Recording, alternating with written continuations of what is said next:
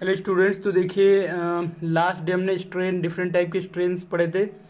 आज हम लोग हुक्स लॉ भी कल पढ़ा था, उसको थोड़ा सा स्टार्ट करते हैं। हुक्स लॉ से ही आज का टॉपिक अपना, ठीक है। तो देखिए हुक्स लॉ इलास्टिसिटी में बहुत इंपॉर्टेंट रोल प्ले करता है। अगर आप देखें तो यहाँ पे देखिए रॉबर्ट हुक एक साइंटिस्ट हैं। Robert Hooke found that within the elastic limit the stress is directly proportional to strain. तो इलास्टिक लिमिट क्या है इसके लिए आपको बताया गया था। जैसे कि मान लीजिए ये कोई सिलेंड्रिकल ऑब्जेक्ट है, सिलेंड्रिकल रॉड है, इसके ऊपर यहाँ पे फोर्स लगाया गया। तो ये फोर्स जो है ये डिफॉर्मिंग फोर्स है जो इस ऑब्जेक्ट को डिफॉर्म करेगा।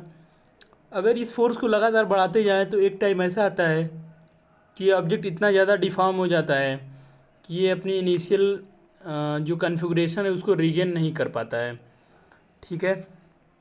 तो अभी हमें क्या करना है, अभी हमको देखना है कि इस पर कितनी देर तक फोर्स लगाते रहें कि ये जो है ये अपने स्टेट को जो है रिगेन कर पाए। मीन्स कि अगर इसके ऊपर थोड़ा सा फोर्स लगाते हैं, छोड़ते हैं, तो ये अपनी इनिशियल स्टेट में आ जाता है।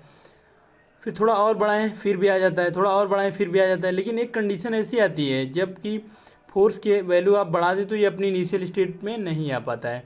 तो एक बाउंड्री बनती है, ठीक है। बाउंड्री क्या बनती है कि एक ऐसा डिफॉर्मेशन की कंडीशन है, अगर डिफॉर्मेशन उससे कम है तो ये अब ये जो सिलेंडर है ये ईजिली अपने इनिशियल कन्फिग्रेशन को रिगेन कर लेता है। लेकिन अगर उससे ज़्यादा है, मतलब कि उससे ग्रेटर है अगर डिफॉर्मेशन, तो ये अपने इनिशियल कन्फिग्रेशन को रिगेन नहीं कर पाता है।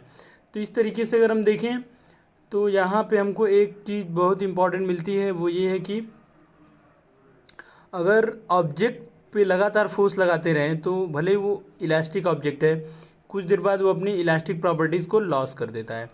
तो एक लिमिट जिसके अंदर कि वो अपनी इलास्टिक प्रॉपर्टीज़ को लॉस नहीं करता, लेकिन उसके बाहर वो इलास्टिक प्रॉपर्टीज लॉस कर देता है, उसी को कहते हैं हम लोग इलास्टिक लिमिट, ठीक है।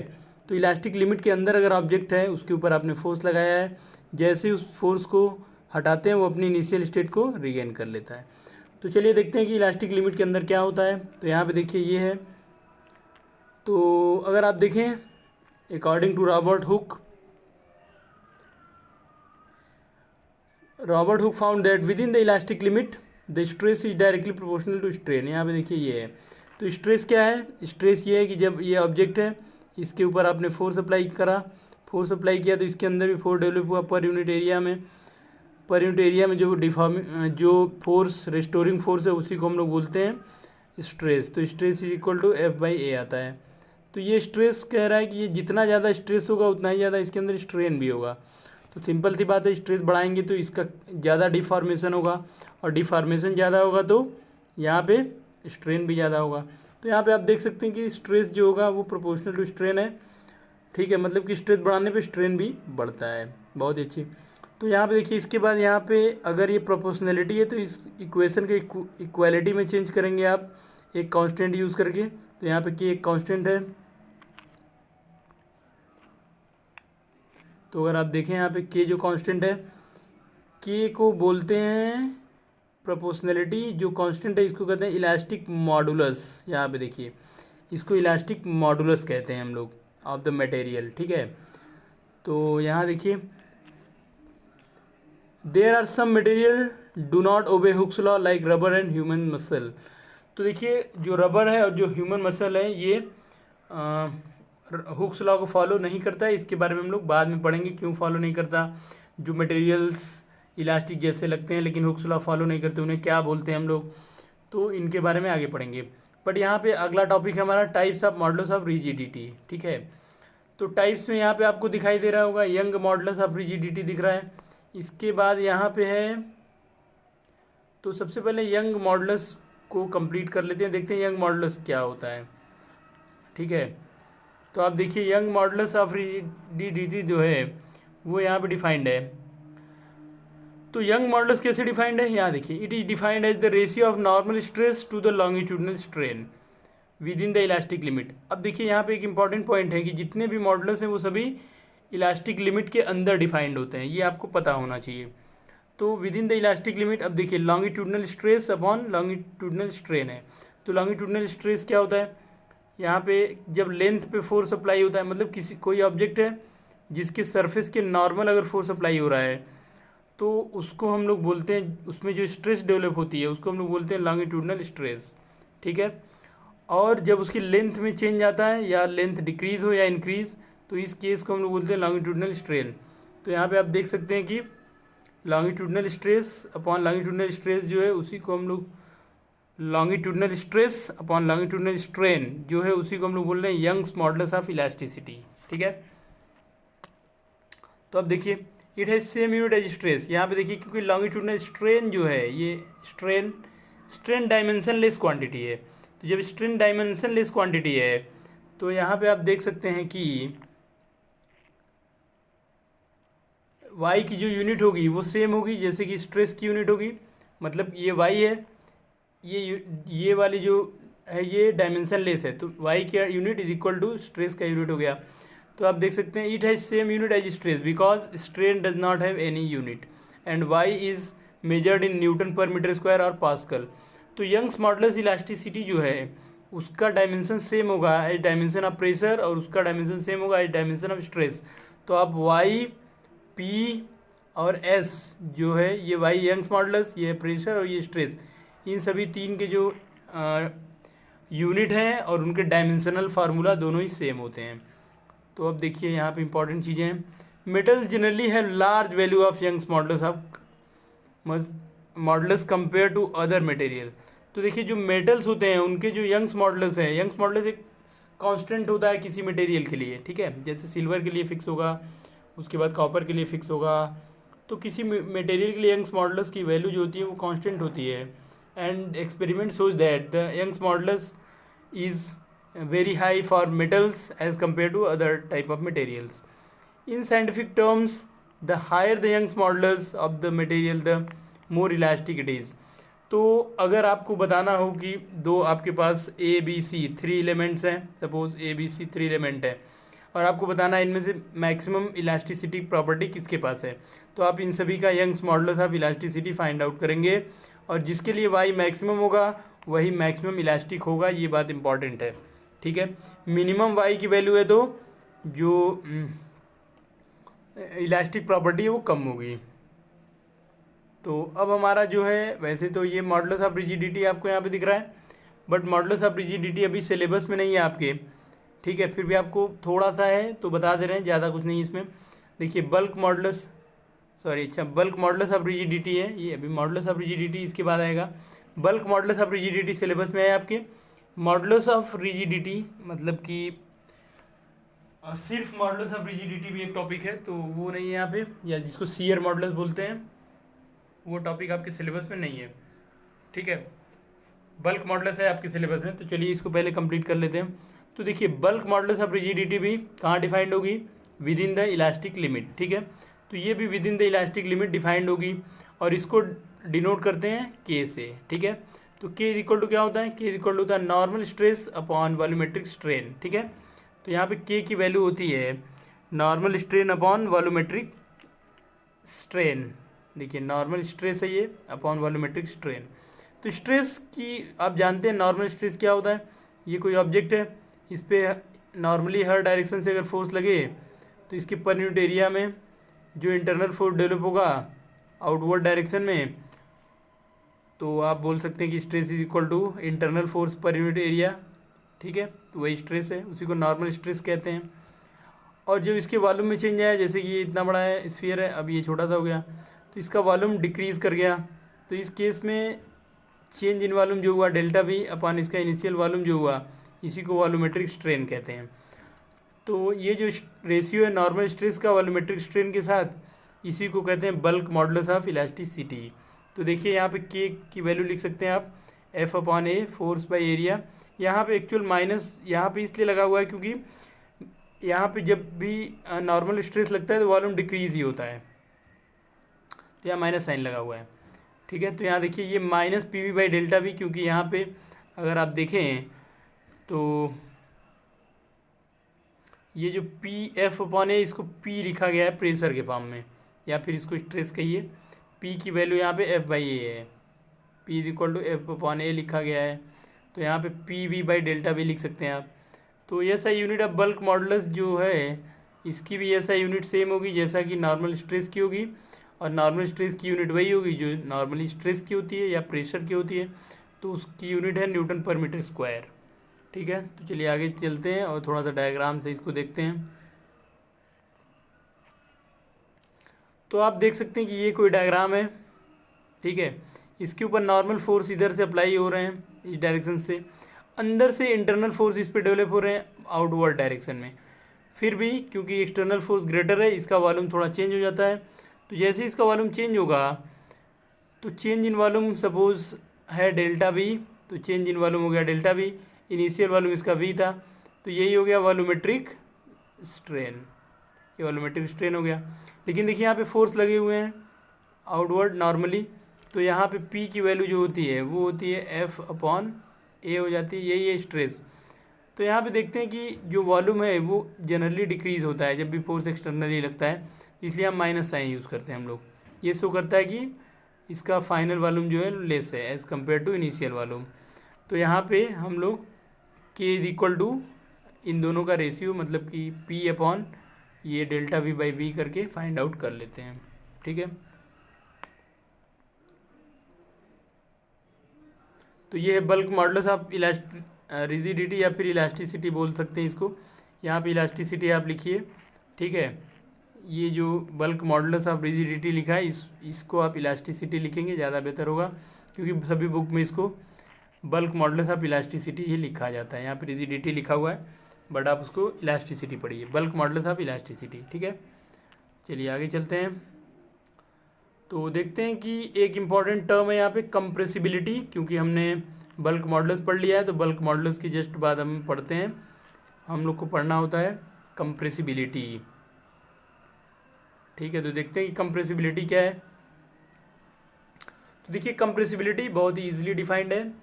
Compressibility is a material is reciprocal of bulk modulus of elasticity, so it is C is equal to 1/k।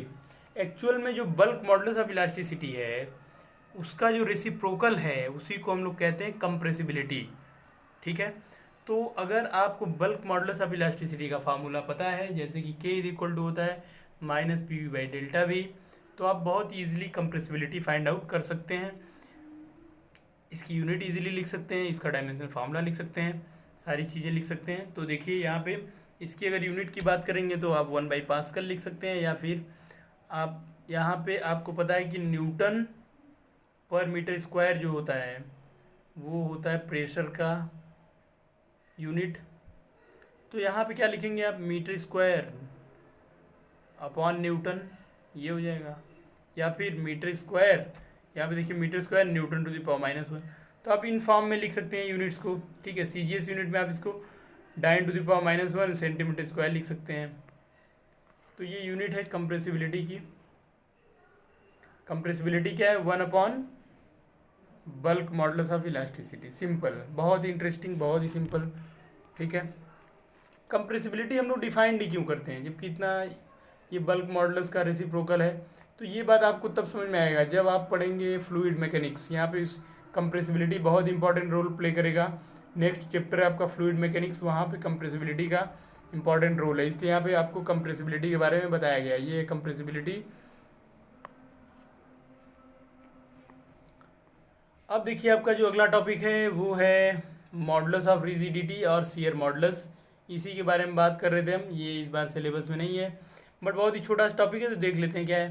तो यहाँ पे देखिए इसको ईटा, ये जो है उसको एटा बोलते हैं इस सिंबल को। ये है tangential stress upon shear strain. ठीक है, ये है ऐसे डिफाइंड है। अब टेंजेंशियल स्ट्रेस क्या है, तो देखिए आपको बताया गया था, अभी आगे देखते हैं डायग्राम की हेल्प से कि टेंजेंशियल स्ट्रेस क्या है। तो यहाँ देखिए ये कोई ऑब्जेक्ट है, इसको थोड़ा सा और मैनेज करते हैं हम लोग। ये अब देखिए ये कोई ऑब्जेक्ट है, यहाँ पे इस पर फोर्स लगाया गया है। जब ये इनिशियली इस कंडीशन में है, जब फोर्स लगाया गया तो ये डिफॉर्म होकर ऐसे हो गया। तो ये इसके ऊपर जो ये टेंजेंशियल फोर्स लगा है पर यूनिट एरिया में, tangential force per unit area, इसी को बोलते हैं हम लोग टेंजेंशियल स्ट्रेस बोलते हैं। ठीक है, tangential force per unit area tangential stress हो जाता है। अब इसके बाद देखते हैं कि शियर स्ट्रेन क्या है। ठीक है, तो शियर स्ट्रेन जो होता है वो यही वाला एंगल होता है। ये एंगल जो है, ये एंगल जो थीटा दिख रहा है या गामा यहाँ पे लिखा हुआ है, ये इसी को बोलते हैं हम लोग शियर स्ट्रेन, या फिर ये डी एक्स बाई ये एक्स। अगर आप इसको इस फॉर्म में लिखना चाहें डी एक्स बाई एक्स, तब भी ये शियर स्ट्रेन बनता है। तो इसी को शियर स्ट्रेन कहते हैं। तो यहाँ पे ये इम्पॉर्टेंट है कि आप जो है इन बातों को समझ जाएं। ठीक है, तो यहाँ पे आप देख सकते हैं कि ये टेंजेंशियल स्ट्रेस है और शियर स्ट्रेन अपॉन में है। तो मॉडुलस ऑफ रिजिडिटी या शियर मॉडुलस कैसे डिफाइंड है? Tangential stress upon shear strain. ठीक है, अब टेंजेंशियल स्ट्रेस कैसे होता है? एफ बाई ए, और शियर स्ट्रेन को एंगल गामा से रिप्रेजेंट करते हैं। यहाँ पे थीटा भी बहुत सारे बुक में लिखा होगा, तो आप यहाँ थीटा भी लिख सकते हैं। तो यहाँ पे अगर कंप्लीटली देखें तो ईटा इज इक्वल टू, ईटा की वैल्यू मिल रही है एफ बाई ए गामा। ठीक है, ये है, ये शियर स्ट्रेन है, ये सॉरी शियरिंग मॉडुलस है। इसी को मॉडुलस ऑफ रिजिडिटी भी कहते हैं या शियर मॉडुलस कहते हैं। ठीक है, तो आप यहाँ पे ये जो वाई की तरह दिख रहा है ये गामा है एक्चुअल में, इसको ध्यान से देखेंगे। या फिर अगर आपको कोई डाउट है तो आप लिखिए eta is equal to F upon A theta लिखिए। ठीक है, यहाँ पे ये जो ये चीज़ आपको दिख रहा है ये एक्चुअल में थीटा है या फिर गामा इसको कहते हैं, ये वाई नहीं है। ठीक है, तो इसमें आप देख सकते हैं यहाँ पे कि ये वाला एंगल गामा, इसी को थीटा भी चाहे तो आप लिख सकते हैं। ठीक है, तो इस थीटा की वैल्यू अगर आप देखें तो कितना आएगा? ऊपर देखिए डी एक्स है। अगर आप यहाँ पे ध्यान से देखें, आपको पता है एंगल इज इक्वल टू होता है आर्क अपॉन रेडियस। ठीक है, तो गामा या की वैल्यू अगर आप लिखना चाहें तो आप क्या लिख सकते हैं? डी एक्स अपॉन ये वाला पार्ट जो भी है, सपोज ये एक्स है तो डी एक्स अपॉन एक्स लिख सकते हैं, ये गामा है। ठीक है, तो इसके बारे में थोड़ा देख लेते हैं। The SI unit of shear modulus is again newton metre square. देखिए न्यूटन पर मीटर स्क्वायर। अब बात समझिए, जितने भी टाइप के मॉडुलस हैं सभी का यूनिट सेम होगा, न्यूटन पर मीटर स्क्वायर या फिर पास्कल कह सकते हैं आप। ठीक है, सभी का डायमेंशन भी इसका मतलब सेम होगा, और सभी कहाँ पे डिफाइंड है? With in the elastic limit. ठीक है, तो यहाँ पे 3 टाइप के आपने इलास्टिक मॉडुलस पढ़े। वैसे शियर मॉडुलस इस बार आपके सिलेबस में नहीं है। अब देखिए यहाँ पे the shear modulus of a material is always considerably smaller than the Young's modulus. तो यहाँ पे बहुत ही इंटरेस्टिंग इंपॉर्टेंट पॉइंट है। देखिए क्वेश्चन 1 मार्क्स के इधर ही से बनते हैं। बोल दिया जाएगा what is relation between shear modulus and Young's modulus in numerical terms. अगर आपसे पूछा जाए तो आपसे पूछा जा सकता है कि कौन सा ट्रू है? y इज इक्वल टू ईटा होगा, या जनरली y की वैल्यू ग्रेटर होती है ईटा से, या फिर y की वैल्यू लेस होगी ईटा से, या फिर कुछ कह नहीं सकते, ऐसा करके ऑप्शन हो सकता है। तो ये जो रिलेशन है यही ट्रू होता है। यंग्स मॉडुलस जो होता है मटेरियल का वो शियर मॉडुलस से ऑलवेज ग्रेटर होता है। ये बहुत इंटरेस्टिंग बहुत इंपॉर्टेंट क्वेश्चन आपको यहाँ पे मिल रहा है। ठीक है,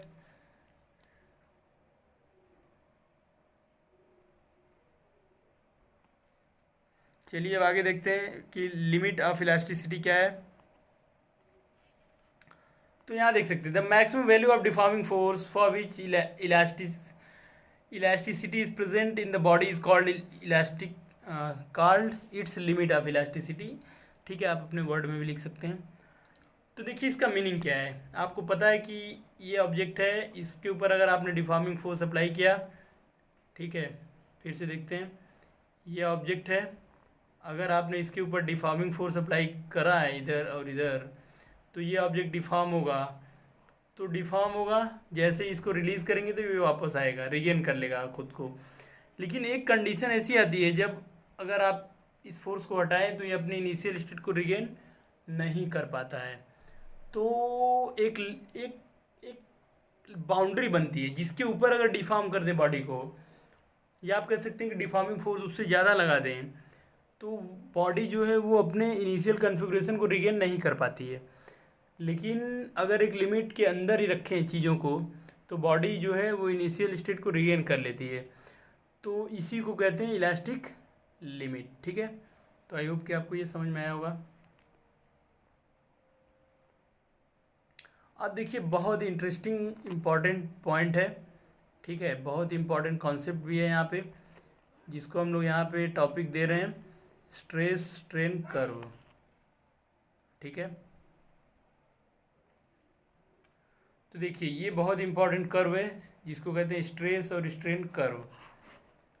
अब आप देख सकते हैं कि कर्व यहाँ पे है, इसके डिफरेंट पॉइंट्स हैं, इसी के बारे में हम लोग डिस्कस करेंगे यहाँ पे। ठीक है, तो देखिए ये क्या है, ये किसी मटेरियल के लिए stress versus strain curve plot किया गया है।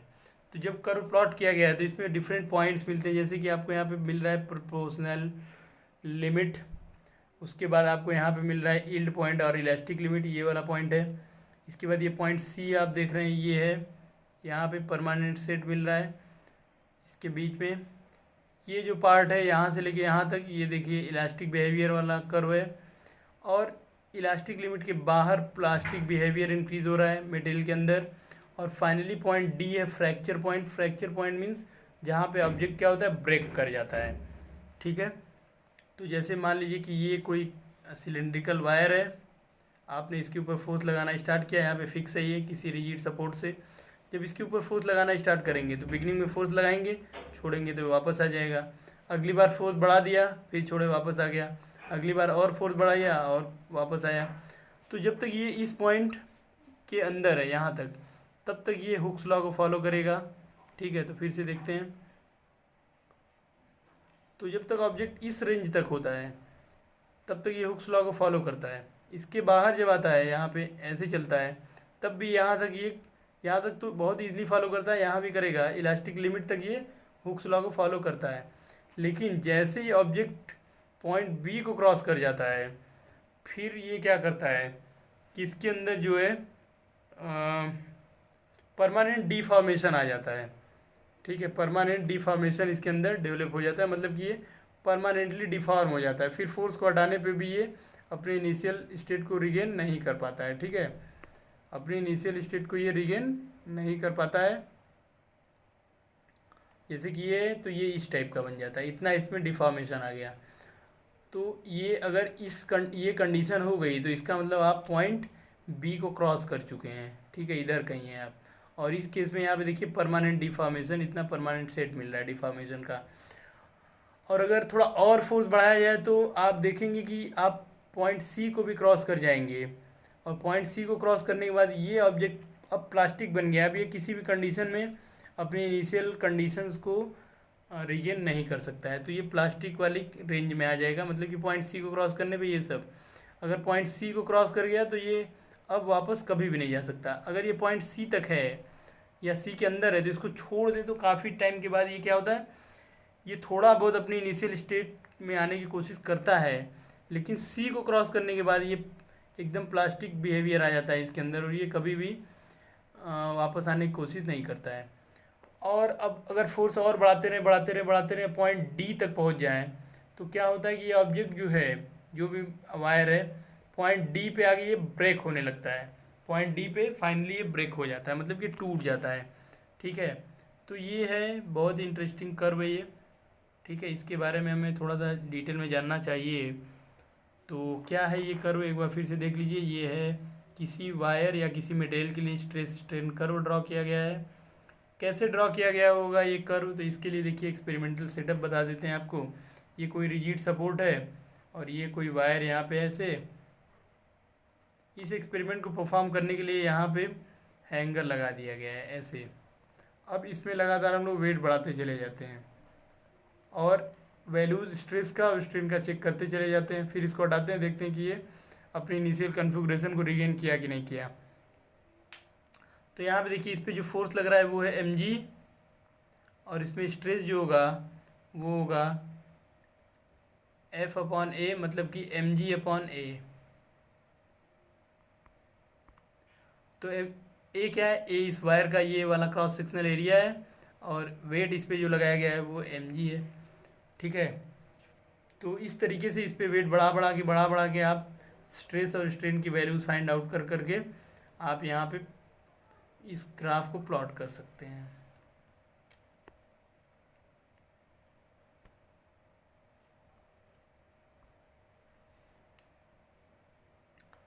तो चलिए देख लेते हैं कि क्या है दिया हुआ है।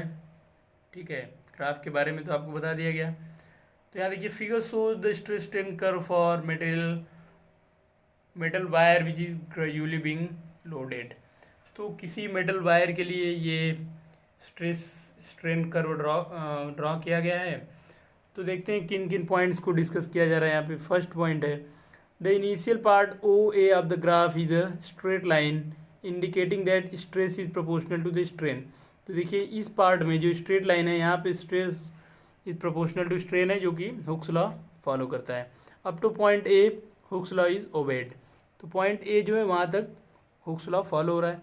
Point A is called the proportional limit. तो ए पॉइंट को प्रोपोर्शनल लिमिट कहते हैं। In this region the wire is perfectly elastic. तो पॉइंट ए तक वायर जो है परफेक्टली इलास्टिक प्रॉपर्टी शो करेगा। अब आगे बढ़ते हैं, ए के बाद देखते हैं क्या होता है। तो after point A the stress is not proportional to strain and a curve portion of A B is obtained. तो ए से बी के बीच में स्ट्रेस और स्ट्रेन जो है, stress is not proportional to strain मतलब हुक्स लॉ फॉलो नहीं होता है। However if the load is removed at any point O between O and B, मतलब कि ओ एंड बी के बीच कहीं पे भी अगर लोड को हटा दें, the curve is retraced along B A O. तो कर्व अपने उसी पाथ पे रिट्रेस होने का मतलब है कि ऑब्जेक्ट अपनी इनिशियल या जो ओरिजिनल कन्फिग्रेशन उसको रीगेन कर लेता है। The portion O B of the graph is called elastic region. तो जो पोर्शन ओ बी है उसको इलास्टिक रीजन कहते हैं। And the point B is called elastic और इल्ड पॉइंट। ये बहुत इंपॉर्टेंट है, ठीक है। And the stress is corresponding to B is called yield strength. तो यहाँ पे जो स्ट्रेस है करस्पॉन्डिंग टू बी, इसी को इल्ड स्ट्रेंथ भी कहते हैं। तो आई होप कि ये बात आपको समझ में आ गई होगी। बहुत इंटरेस्टिंग है, पॉइंट्स के बारे में ही दिया हुआ है, तो कुछ खास डिफ़िकल्टी तो नहीं है यहाँ पे। आगे देखते हैं। Beyond point B the strain increases more rapidly than stress. तो अगर पॉइंट बी की बात करें तो अगर आप स्ट्रेस बढ़ाएंगे तो स्ट्रेन में बहुत ज़्यादा चेंज आता है। If the load is removed at any point C, और अगर किसी पॉइंट सी पे लोड को रिमूव कर दें, the wire does not come back to original length but it traces dashed line. तो इसके बाद जो है वो बॉडी में परमानेंट डिफॉर्मेशन आ जाता है, ये अपनी इनिशियल कन्फिग्रेशन को रिट्रेस नहीं कर सकता है। Even on reducing the stress to, अगर और स्ट्रेस को भी कम भी करें तब भी नहीं होता है इसके अंदर कोई भी चेंज। अगर स्ट्रेस जीरो भी कर दें तब भी a residual strain equal to O is left in the wire. तो वायर परमानेंटली क्या होता है, डिफॉर्म हो जाता है। The material is said to have acquired permanent set. The fact that stress strain curve is not retraced on reversing the strain is called elastic hysteresis। ठीक है, तो यहाँ पे इलास्टिक हिस्टेरिसिस के बारे में डिटेल में आगे है, हिस्टेरिसिस के बारे में उसको भी पढ़ेंगे। तो यहाँ पे देख सकते हैं कि जब कर्व रिट्रेस नहीं होता है तो स्ट्रेस यहाँ पे जो है स्ट्रेन है उसी को हम लोग यहाँ पे इलास्टिक हिस्टेरिसिस के फॉर्म में पढ़ रहे हैं। अब पॉइंट डी है जो, वो देख लीजिए क्या है। If the load is increase beyond the point C there is a large increase in strain of the length of the wire. In this region the constrictions called neck or waist develop at a few points along the length of the wire and the wire break ultimately at point D।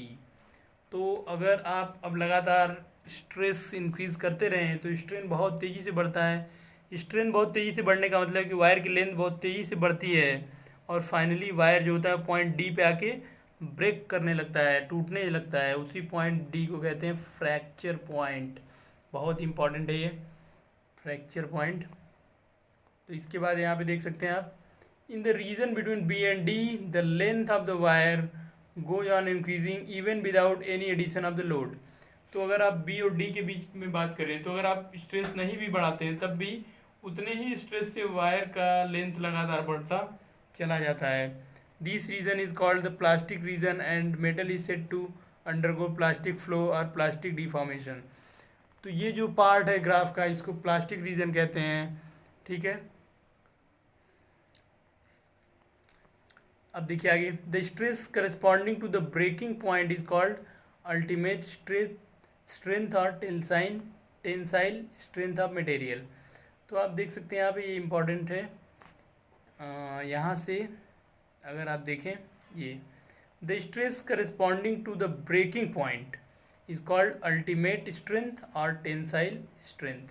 तो जिस point पे wire break होता है उस point पे जो आपके पास जो स्ट्रेस है, अगर उस स्ट्रेस की बात करें तो उसको और डिफरेंट नेम से जानते हैं, जैसे कि उसको कह सकते हैं अल्टीमेट स्ट्रेंथ और टेंसाइल स्ट्रेंथ।